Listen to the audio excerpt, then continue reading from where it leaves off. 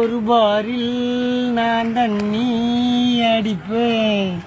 அடிக்கும் போதெல்லாம் நான் ஸ்டெடியாயிருப்பேனா.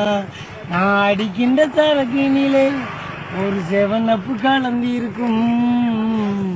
ஃபில்டர் எல்லாம் இதமாகும், சுண்டல் எல்லாம் சுகமாகும்.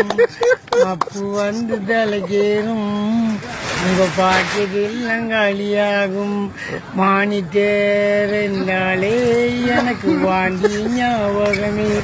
துங்கி என்றாலே அது கவுந்தது ஞாபகமே.